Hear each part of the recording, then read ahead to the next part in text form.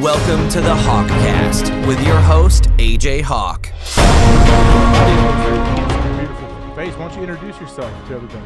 I'm Petros Papadakis. Nobody probably knows me, but I'm a West Coast broadcaster. I'm the captain of the worst football team in USC history. I work on the radio in LA for the last 15 years. I have a radio show for about 10 years on the same station. And I work at FS1 and college football on Fox, where I will be with the incomparable linebacker, AJ Hawk, one of the best-looking meathead linebackers. He was like the 80s in a whole different decade, man. It was beautiful. From Ohio State and the Green Bay Packers, of course. And he's going to be calling his first game, right, on national TV. Yes. Yeah, on the farm. I don't know if you've ever been to the farm before, but Stanford, California, and they're taking on the Beavs of Oregon State, the Fighting Beavs, who just got clipped at home by Washington State. So we're going to launch AJ Hawk's broadcasting career on Saturday, and it's going to, game broadcast career, and it's going to be freaking great. It's going to blow the top off of anything anybody's ever done before. I can't wait. So, I mean, that's the thing. So I'll release this here probably the Thursday before our Saturday game. So we're November 5th is the game we're going to call. And so I wanted to get into that with you. So Fox is nice enough. I did like an audition game for him with a guy who you just called a game with, Brian Custer, who's a great voice. And tell me, do you think he sounds a little bit like Gus Johnson? Yeah. When we started doing the game, cause I know how to work with another color analyst, because we always have new people. That's been the crew I work on. And even in studio, I work with new people. And once those people get up and running, I move on to something else. I'm always kind of like a hinge person. So, we've had a lot of different new people, but analysts are easy and fun to work with because we all speak a certain kind of football language. And, I'm not competitive. Most of the guys I work with are much bigger football people, than I was. It's been 16 years since I put on a uniform, so it's hard for me to relate with myself as a player. But when you get a play-by-play guy, you don't know, that guy, it's his game, he's the one that brings it in and out of breaks and all that. So, you don't know what that guy's going to be like until the game starts. And I was really, I really liked working with Custer. He was fun. And, it was a tough game to do. It was a 50-point blowout, and it was his first game in a long time doing football. And I thought he did a great job. I'd never been to Oklahoma before though, so it was kind of fun to be in that stadium for homecoming and see all those people and watch the covered wagon come out when they scored. And you know what? They scored so much that the covered wagon stopped coming out. No one's ever seen that before. Really? They kicked Kansas's ass so bad that the wagon stopped coming. That's like does the Notre Dame Leprechaun ever stop doing push-ups?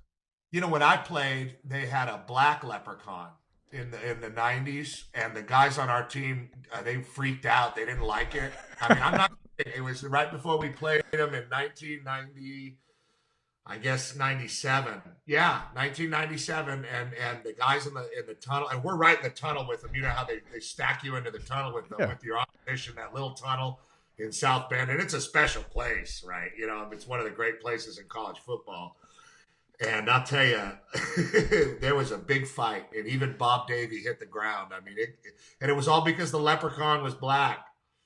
What? What were they scared of him? No, I just think that they felt like it was. I don't know.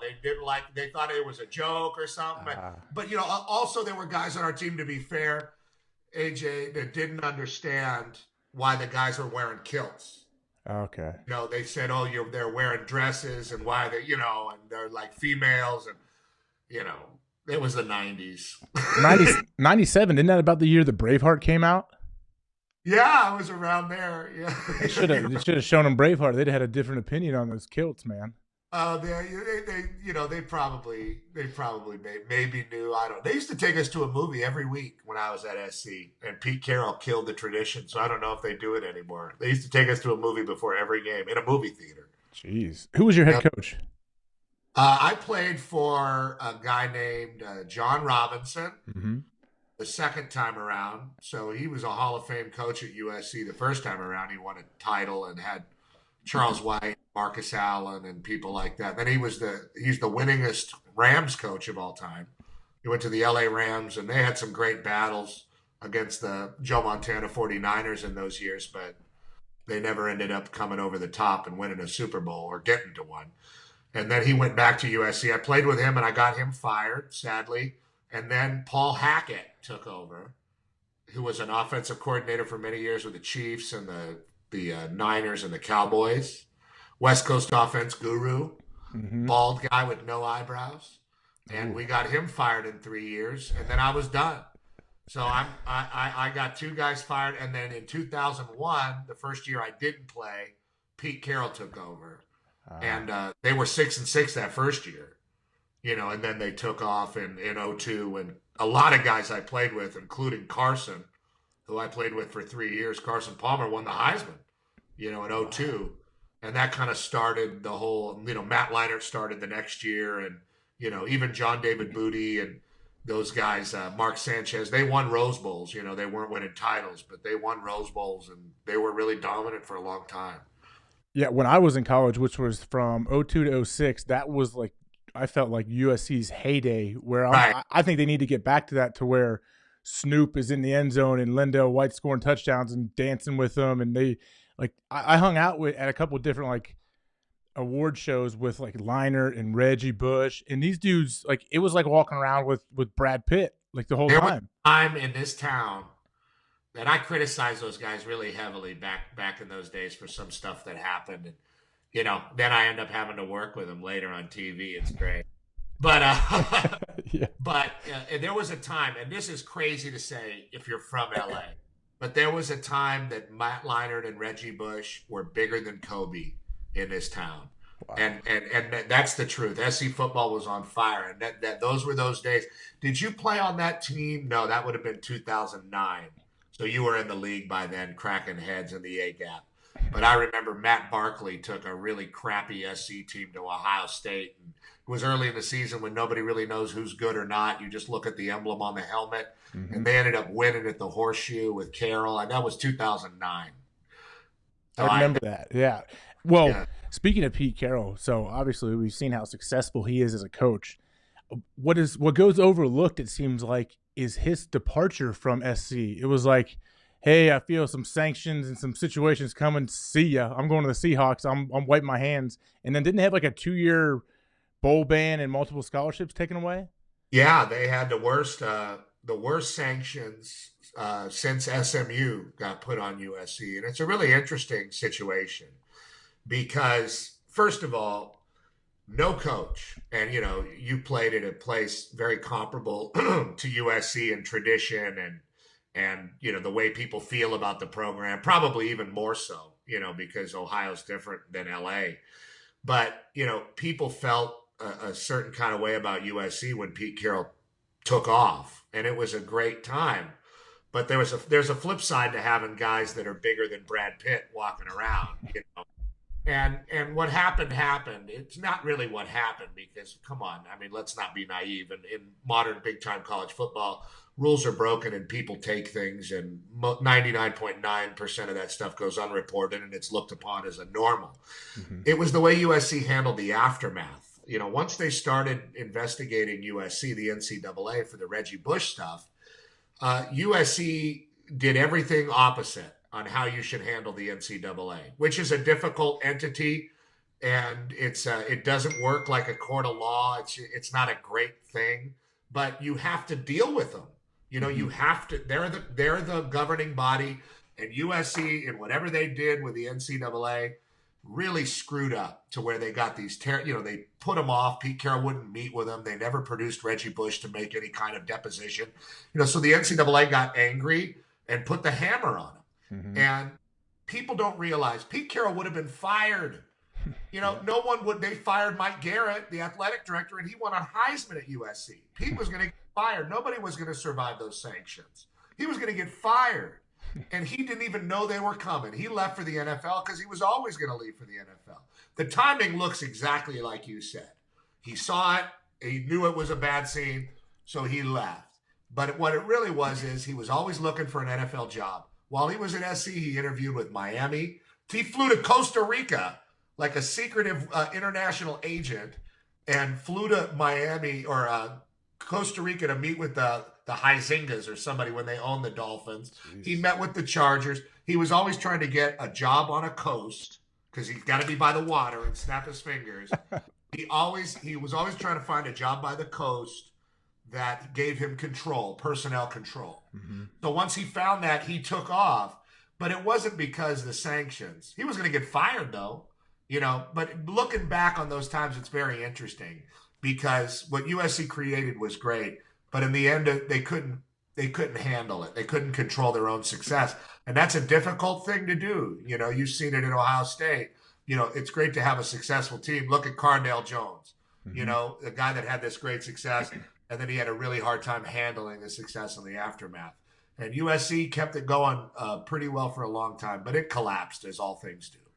That's something Dom Capers, great coach, and he was a defensive coordinator for me in Green Bay. He would say all the time when he'd start our spring meetings, he's like, guys, I'm not worried about how you guys are going to handle adversity. I know you, the character in this room. He's like, we need to figure out how we're going to handle success because it's going to come, and it's coming fast. This is the Green Bay Packers, and we have number one reason. You have Aaron Rodgers playing quarterback, so you're going to win games.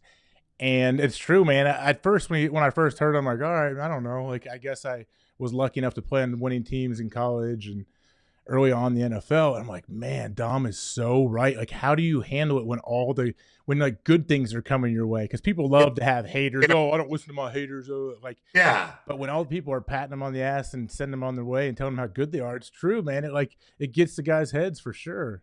Especially at a place like Ohio State and USC. In the college level, because, obviously you didn't get recruited there out of nowhere. You were a great nationally ranked high school player that everybody knew about. So you're already a superstar going to that place. And that's why when things go bad at a place like USC, as we saw in the Lane Kiffin and Sarkeesian era, and in my era, when things go bad at USC, people look at each other and they say, I didn't sign up for this, whereas opposed, like if you're at a place like Minnesota or Oregon State, where the hell are you going to go if you lose 3 straight games? Nowhere. Yeah. You lock arms and those guys hunker down and they figure out how to finish the season. When things go bad in a place like USC, they can go real bad because you have these guys that are already stars. So when they go well, these guys that are stars are like, well, this is what's supposed to happen. And, you get your Snoop Dogg and your, all that different stuff on the sideline. Pete really cultivated that. You know an actress named Minnie Driver? Yeah. Okay, the curly-haired girl from Good Will Hunting. Mm-hmm. Okay, it's like 2001. USC's like 1-3, and Minnie Driver's standing on the sideline. Some agent made her go there because she didn't even know what football was. So it wasn't always a hit. It wasn't always a direct hit like Snoop Dogg wearing Lindale's jersey and he scores a touchdown and throws him the ball. It wasn't always that good. You know what I mean? They cultivated that. And it probably came back to bite them in the ass because the competition they created within the program to create players like Reggie and Lindale and the way Leinart played and Mike Williams, those guys earned their jobs. Then they started bringing in recruits and saying, this guy's the next Reggie Bush. And that doesn't happen. You can't say that about a guy until he starts taking snaps, and performing out there. And I thought that's what kind of collapsed their kingdom. Well, this has been a very USC talk, but when you think about all the things that happened at USC, I'm interested, and then the Sarkeesian deal, what happened there? He left. He had a job with Fox for a minute, and then he's at Alabama now, and his whole drinking thing. How did he get? What happened with his whole deal? Where do you want to start? Well, when were there rumblings that something was up, that he was acting a bit off? At Washington. Really? Yeah. So was Pat Hayden the AD that hired him? Yeah. And he could have hired Chris Peterson. Okay. How about that? Did Hayden just have a really good relationship with him and said he'll figure this out? I think he hired him because he knew he could control him. And, you hire Chris Peterson controls the program, You hire Steve Sarkeesian, and he's your buddy, and, you guys kind of party together or whatever. Then then he's going to let you talk to the team whenever you want, right? Yeah. Pat Hayden did more to destroy USC football than Reggie Bush or Pete Carroll and the sanctions and the NCAA ever could. You know, they have been through such a horrible era because they've been hiring administrators that just aren't people that really make decisions. You know, athletic directors are not supposed to be ex-football stars. They're supposed to be guys with 42-inch waists like me now that wear Dockers and hire and fire people that know how to administrate and do things correctly. You know, Lane Kiffin deserved to be fired, but not on a tarmac. Why did he have to be publicly embarrassed? For what reason? For what reason was he not allowed to even go on campus and clean out his office? You know, different things like that just made you, you know, remember the Josh Shaw thing? The guy that jumped out of a window and sprained his ankle running from the cops. Yeah, he was with us in I was with the Bengals for a year, and I didn't even know it, but during the rookie show, they did like a little skit where he kind of made fun of himself. I'm like, you're the dude. I had no idea that was you. Yeah. And he said he saved his cousin from drowning. Yeah. And USC put that story out. They put that story out, you know, and that was all under Pat Hayden. You know, I mean, there was a lot of bad stuff. And then more bad stuff came out about Pat. I mean, in charities he's involved in. I mean, it's an ugly thing if you look into it. And that wrecked SC football. And that's how a guy who, let's frankly, was not in control of his life, like Steve, you know, got the reins. And I think Steve Sarkeesian's a good coach. I think he'll be the OC at Alabama next year. And he'll have a chance to rebuild his image hiding behind Nick Saban's bicep. Mm-hmm. You know, the same way that the same way that your boy I see it. Kiffin has been doing. You know what I mean? And it's perfect. They don't have to address the media. They don't have to address the rumors about them and their problems in their life. All they have to do is go sit in the dark room and call plays, and that's what those guys are good at. You know? Yeah. So when you're USC and you could have had Chris Peterson and you botched the interview and you end up with Steve Sarkeesian, that's crazy. And as far as working with us on Fox, we were supposed to train him this year to be a broadcaster. He auditioned. We went through the whole summer under the expectation that he was going to show up, and then all of a sudden he wasn't there. So, wow. You know, but the same thing happened with you. You know, they told me I was going to do a game with you in Kansas or something, and they said, oh, no, he got picked up. He's with the Falcons. And then they said, nope, he's back. So I'm used to this kind of stuff. And I wish Steve the best. You know, I felt bad that his life fell apart. But the truth is, I mean, and it's kind of a weird thing to talk about, but whenever a college coach announces he's getting a divorce, you know, not a lot of those guys are divorced. Having the wife and the whole thing is part of recruiting and going into people's living rooms. And that was kind of the beginning of the end for Sark. But there was rumors about him already in Washington. He should have never been hired, you know. Mm-hmm. And they ended up, you know, they hired Lane Kiffin in the middle of NCAA sanctions when he had a bunch of sanctions at Tennessee. So, you know, they made a lot of questionable decisions. Man, were Sarkeesian's problems all stemming from drinking? I think they stem from somebody, you know, who was having a lot of fun. Mm-hmm. He had to go to like the mandatory rehab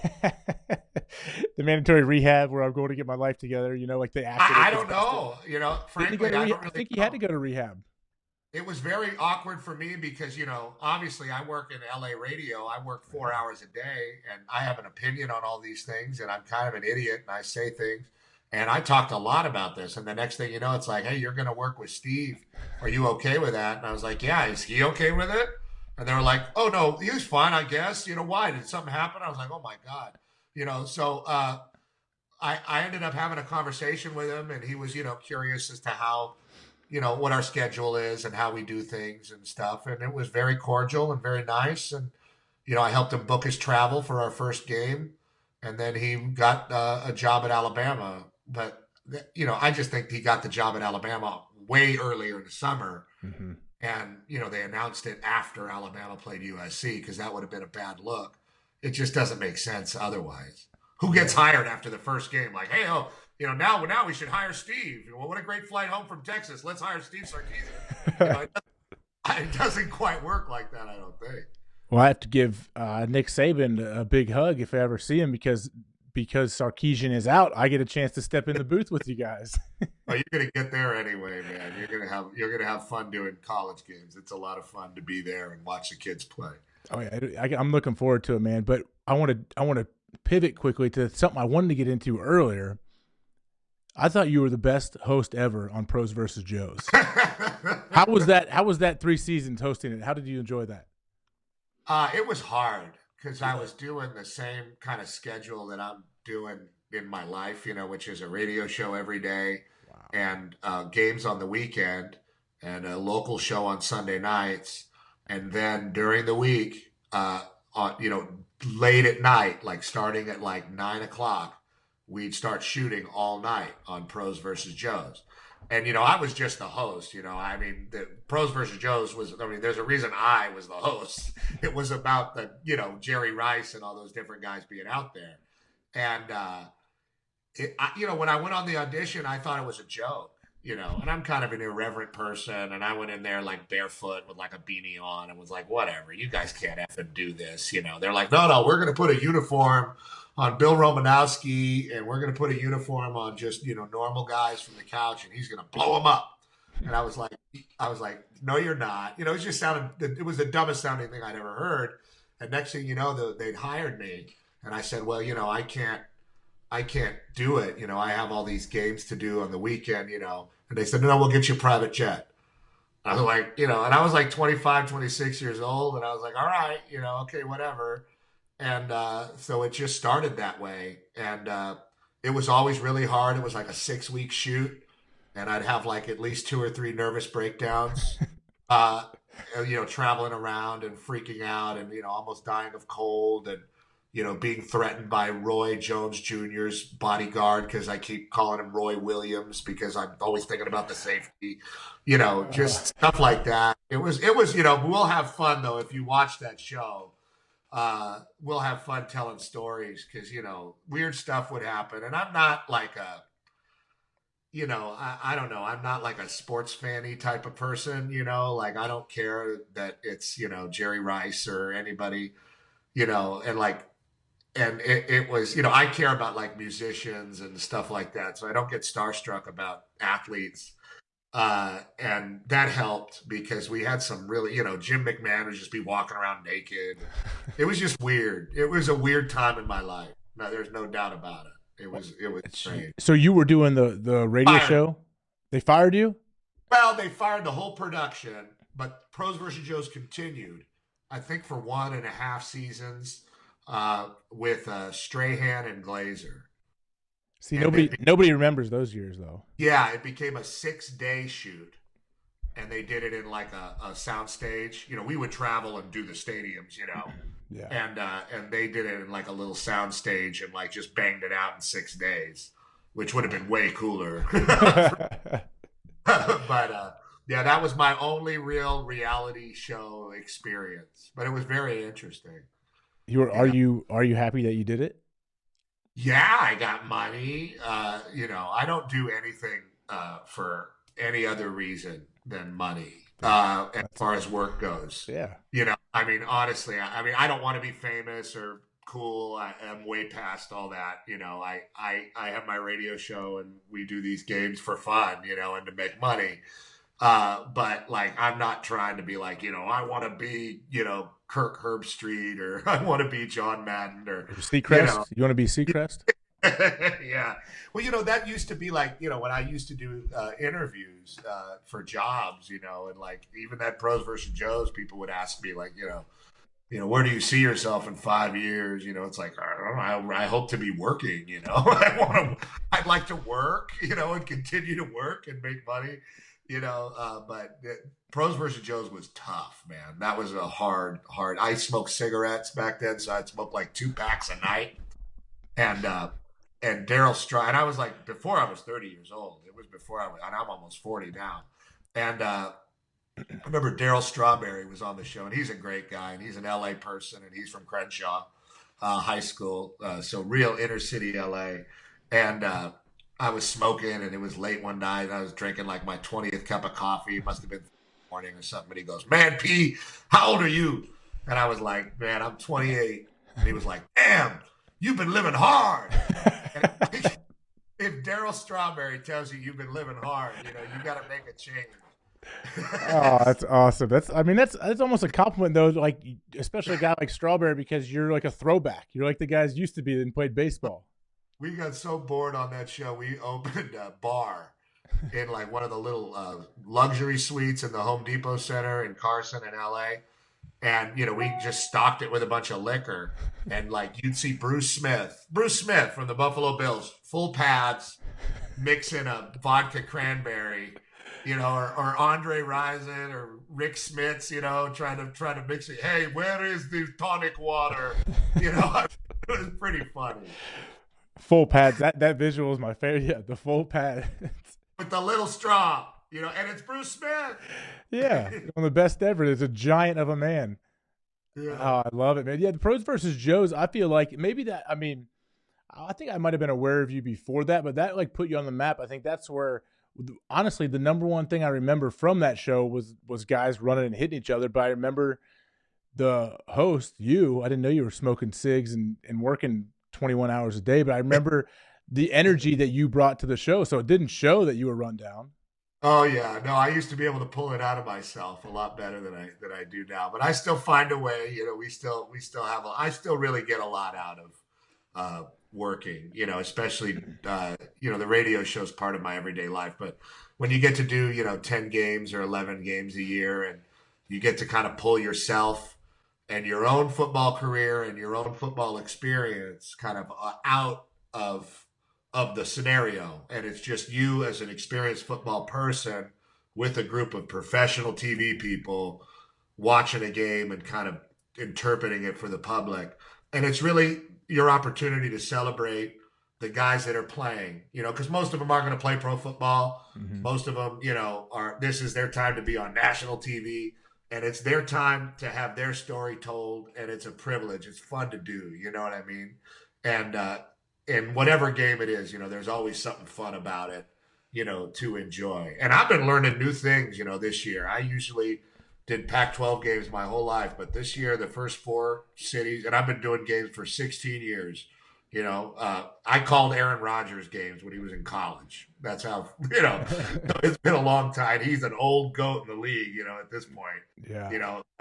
And this year, the first 4 games we did were cities I'd never been to. And that's what's cool about college. The towns are different. They're fun to be at. The kids have different traditions. But we were in Stillwater. I'd never been there. I'll never go back, but I'll have to. Norman, Oklahoma. Never been there. Lawrence, Kansas, which was cool, and Lubbock. Which were 4 Big 12 cities I'd never been. And wait. There's so many college towns in your future. College towns are fun, man. That's why a lot of guys that go into like broadcasting from the league, they only want to do NFL games. And I've said from the jump, I'm open to anything. I'll do whatever. I just want to be involved. But college, there's something about that atmosphere and the whole like fanfare, and it sounds corny and everything, but it is. There's a weird atmosphere that college has that makes you feel like you're in high school or something, when you feel like how the fans react and the band. It's everything that goes into it. It's pretty cool. It's tribal. So, you're in somebody's world. I mean, look, yeah. The NFL is great. I never played in the NFL, but, the NFL, the level of football is excellent, obviously. The margin of error is like that, right? Mm-hmm. But everybody runs the same offense. Everybody runs the same blitzes. Everybody has the same reaction to everything. The music in the stadiums is basically the same. The cheerleaders all look the same. It's this, everybody's trying to be, the same, because, that's the level of football it is. In college, there's kids out there that shouldn't be playing at that level. They make mistakes. Dudes go for 90 for no reason. It's great. The games take 4.5 hours because these people are running these stupid offenses that don't make. There's coaches like Mike Leach that don't even know what the clock is and don't even pay attention to it. I mean, if that was the NFL, you'd be fired in a week. You know what I mean? So yeah. It's unique in that way. Every game is different. Every place is different. Where in the pros, it's like corporate. It's like that's the best of the best, and we do this way. And if you don't do it that way, you can't be here. Unless I'm wrong. I'm just talking out of my behind. No, I mean, like I think you hit it there with like the margin of error. It reminds me of watching the World Series. Like my wife and I haven't watched baseball in forever, but this World Series I love it. I mean, I didn't grow up like a huge Indians fan. I actually I'm from Ohio. I grew up a Reds fan, but I'm so nervous for these guys, the pitchers, the guys hitting. I'm like, oh my God, my wife sits there and she wants me to turn it off because she feels so nervous for them. She's thinking of like their girlfriends or their wives. She's like, oh my God, I can't imagine. I'm so happy you didn't play baseball. Yeah, that's a grind, and well, football, you don't have as much time to think about it. In football, It's like most positions, anybody that plays in the box, it's like you're going to got, and you're going to get a lot of people, and you're going to get destroyed, and it's going to happen really fast. Yeah, exactly. So, most people, the casual fan's not even going to notice when you got annihilated. Yeah, and it's interesting because football, people have never cared more in this country, I think, about football. Maybe we reached that peak last year. I'm not sure, but people are so interested in football.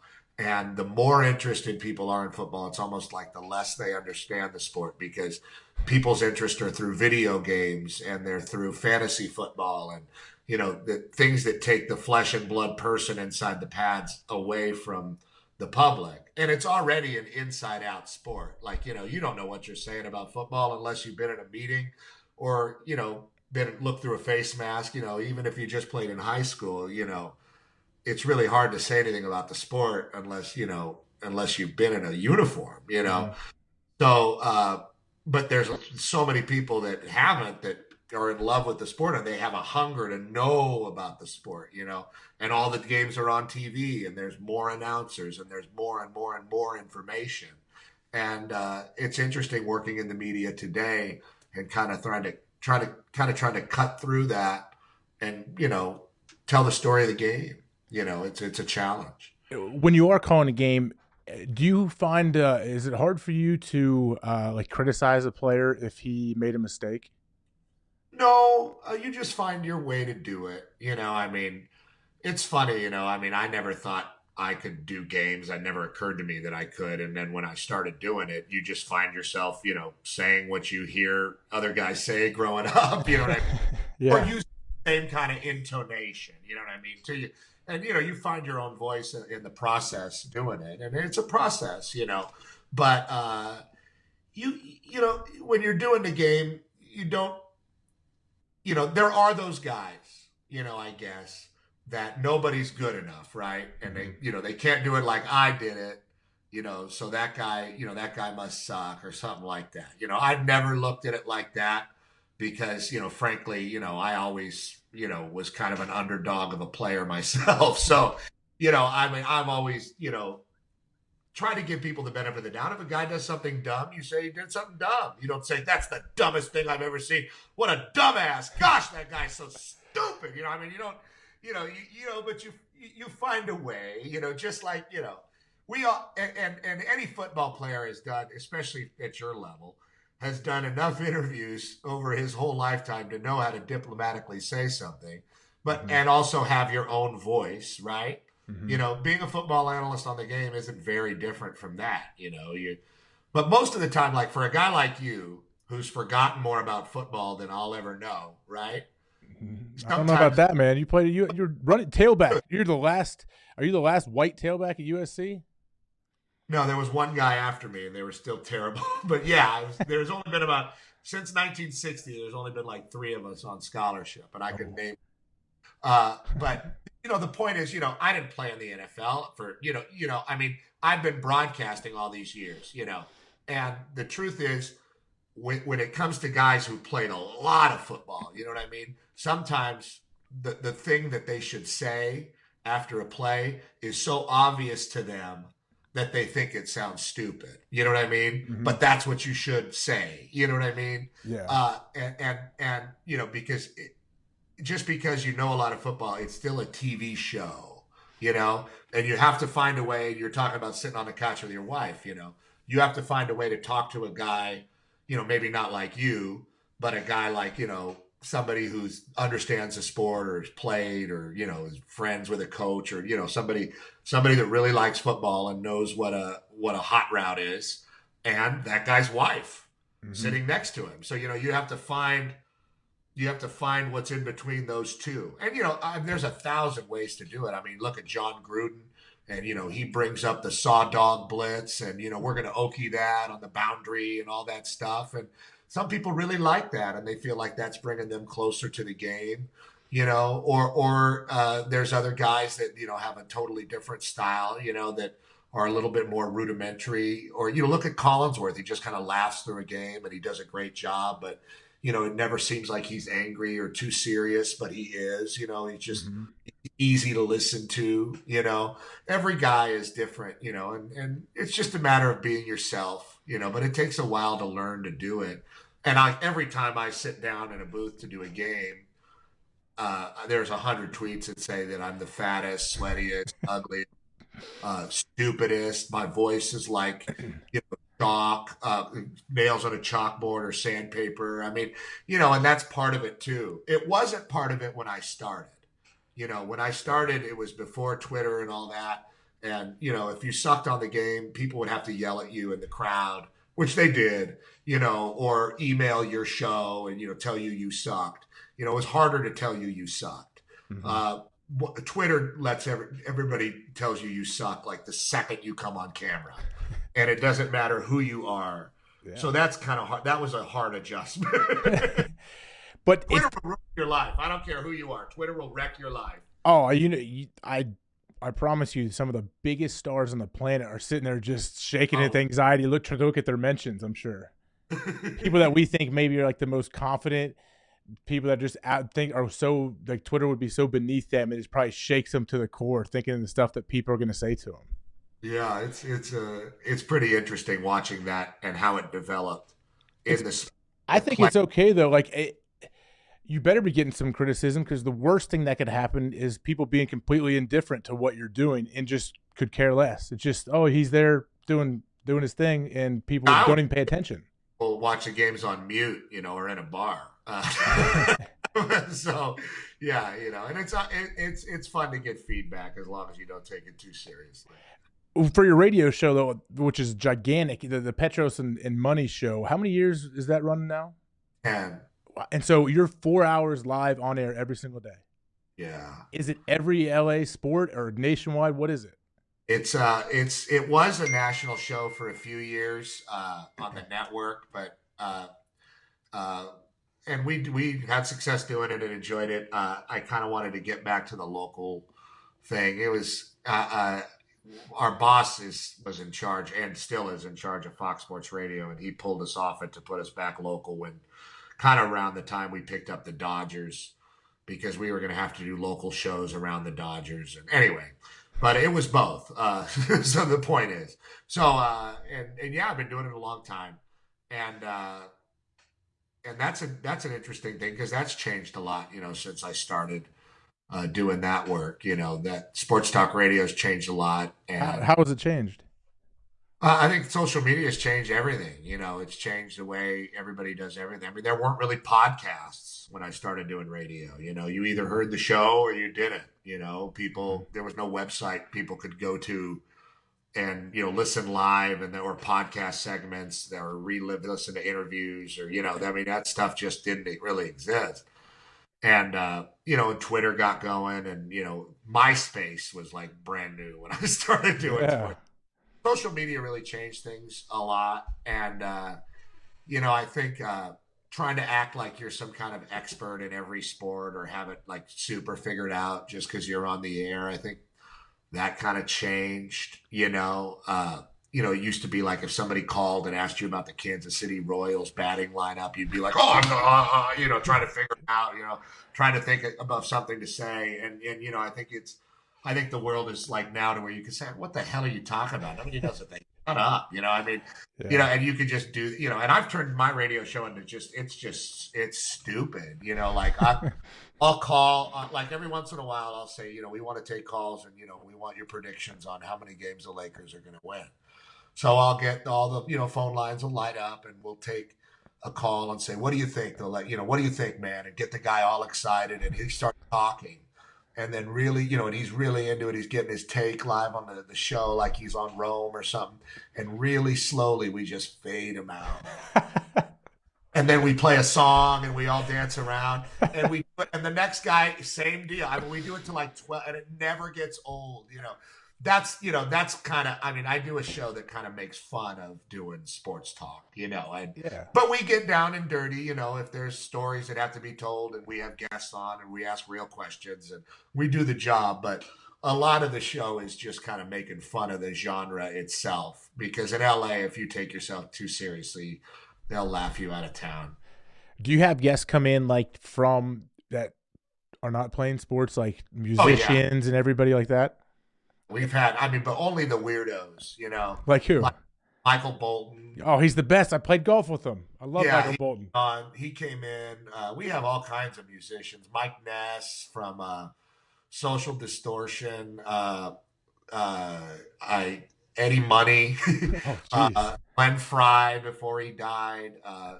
Elliot Gould, who's like an old actor. Bruce Dern, who's a really old actor. Just a lot of weirdos. Soul Man and just a lot of freaks and weirdos. Ralph Macchio, the guy that played the sensei in Karate Kid. Mr. Miyagi? No, he's dead. Marty, the guy that played the sensei.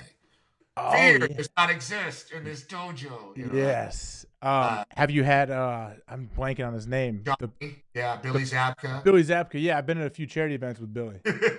He's the best. He takes pictures squaring off with people and then he'll sign his thing, sweep the leg. Yeah. I felt bad. My buddy and I were at an event in Nashville with him a couple years ago. And as the night went on, my buddy started trying to sweep his leg. Trying to trip him. I'm like, oh man, Billy, I bet this happens every day to you. He's like, oh, it's great, man. I'm okay. For people like that, he's really cool about it. He's handled it pretty well over the years, I would say. Are those guys, when they come into your studio, are they just trying to plug their book or the new album, whatever it is? Most of the time, it's people that know the show. Okay. Jack Black came in and performed and sang a song on video and on the air with his guitar. Frank Stallone, Sylvester's brother, comes in and sings. So there'll be people that listen, and it's like, wow, this actor or this musician listens. We should get him on. But sometimes every once in a while they're plugging something, but it's got to be somebody we really want to talk to, like the fat lady from Heart, the band. She didn't know the show, and I was like, I want Ann Wilson. But I'm into stupid, obscure things, so sometimes I listen to reggae music and collect reggae music, not white guy reggae, like real Jamaican, angry, kill the white people reggae. Yeah. And that's very weird music, and most of it is imported. And if there's some guy in town, I'll put that guy on who doesn't even speak English and we'll talk to him, we do that kind of stuff. So, and we put old pro skateboarders and old pro surfers on, and in many ways I'm born and raised in California. So, and my partner was involved in that culture through a rock radio station, in the 90s. So we kind of embraced that stuff in LA. I don't think the show would play very well in Columbus. I got to be honest. It sounds like a real eclectic LA. It sounds like it's perfectly suited for LA. Yeah, it's sort of, but a lot of people hate it too. It's polar. What is it? Wasn't the Howard Stern's thing? What, people that love it listen for 5 minutes. People that hate me listen for 10. That's the truth. Yeah, man. Do you ever see yourself not doing the radio show, or is that your foundation? That's what I do for a living. I guess I'd love to move to Greece. I guess. At least I say that. I'd probably leave in 2 weeks if I actually live there. But I always feel like I could go to Greece and no one would ever hear from me ever again, and that would be okay.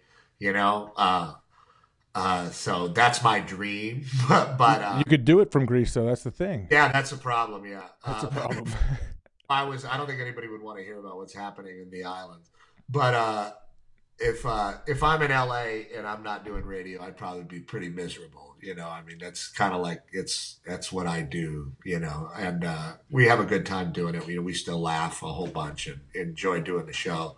So it's fun to do, but it's fun to do the games too, to have the change up, because, the games make it, the games bring you, the games bring you back to the game. You see the kids, you see their, the helmet straps, you see them, getting pumped up for the game, and then their stretch lines, and you remember it. For you, it was last week, but for me, I have to think back, and remember what it was like, and kind of try to put yourself in their shoes and call the game, for them.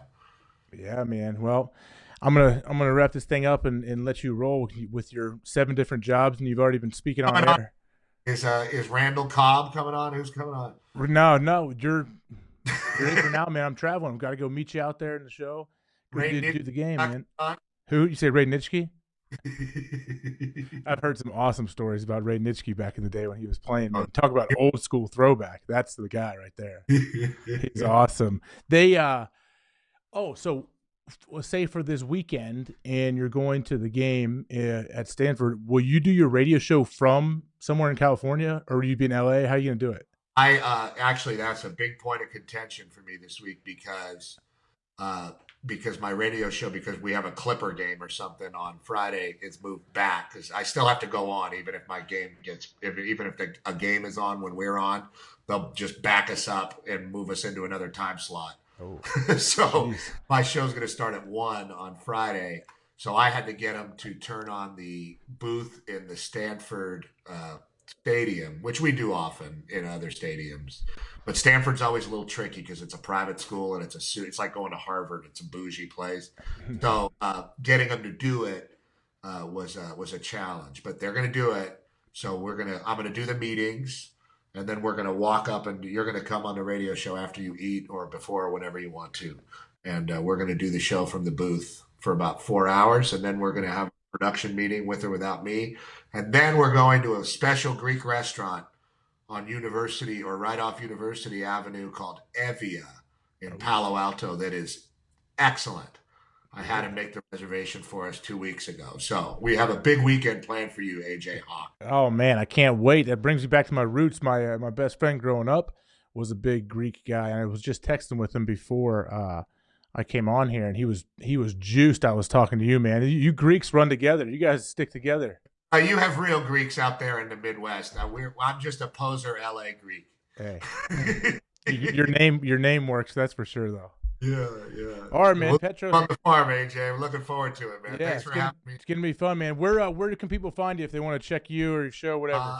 On Twitter, I'm at Petros and Money, or that's the name of the show. That's pretty much me. Or at the Ole P. I have like a secret Twitter account for reggae videos, and that's pretty much it. That's on Instagram. I'm at Petros and Money, and we'll be doing the game. I think it's 3:00 Pacific. Or 3 o'clock Eastern? Yeah, I think it is. Yeah, 3:30 Eastern. 3 Eastern, so noon Pacific. We'll be on AJ Hawk's broadcasting debut, national TV. Stanford hosting the Beavs. Right, FS1. Looking forward to it, man. Thanks, Petros. We'll talk to you soon. Have a good one, man. All right, man. See you. We're glad you could join us for today's conversation. After you subscribe to the show, head over to thehawkcast.com or reach out to AJ directly on Twitter at @officialAJHawk to recommend future guests that will help us inspire people to keep talking. Thanks again, and we look forward to speaking with you next time on the HawkCast.